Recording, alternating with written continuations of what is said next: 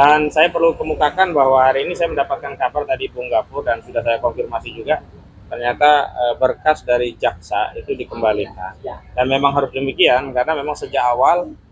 pasca gelar perkara khusus itu agendanya itu bukan pelimpahan berkas ke jaksa, tetapi penuntasan pemeriksaan ahli dari tersangka yang saat itu sudah kita mohonkan kepada penyidik Polda Metro Jaya. Dan ahli-ahli kita setidaknya sudah ada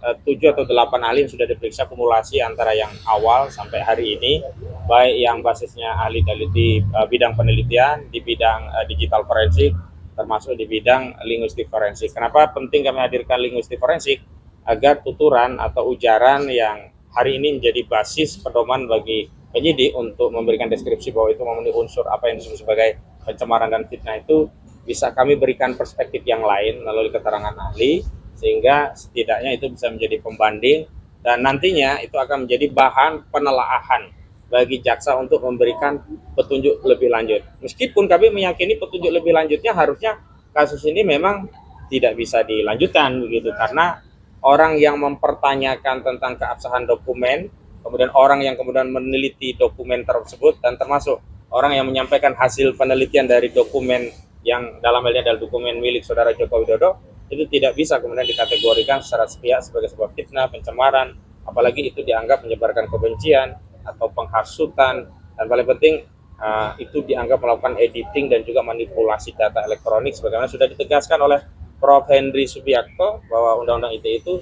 fungsinya adalah untuk mengawasi transaksi elektronik sehingga semua orang yang bekerja di dalam transaksi elektronik e-commerce itu bisa benar-benar, sehingga kalau ada manipulasi misalkan transaksi yang disalahgunakan, transfer cuma 5 juta, ngakunya 50 juta, belanja 50 juta, dibayar cuma 5 juta, tapi dengan screenshot yang nilainya 50 juta seolah-olah sudah lunas. Sebenarnya hal-hal seperti itu yang berkaitan dengan Undang-Undang ITE bukan kemudian digunakan untuk mengkriminalisasi sebuah penelitian yang kemudian dipaksa penelitian itu harus sama dengan keinginan pemilik dokumen. Kami meyakini bahwa benar hasil penelitian Pak Roy Suryo, Pak Risman, dan yang lainnya ini tentu tidak dikehendaki, bahkan tidak disukai. Tetapi basis penelitian itu bukan masalah like or dislike, tetapi kebenaran hasil penelitian. Boleh jadi penelitian itu bisa dikoreksi dengan penelitian lainnya karena adanya mungkin data yang kurang, atau kesalahan metodologi, atau penarikan penyimpulan yang keliru. Namun sampai hari ini kami belum pernah menerima satupun argumentasi dari kubu Joko Widodo soal metodologi, soal kesalahan penalaran,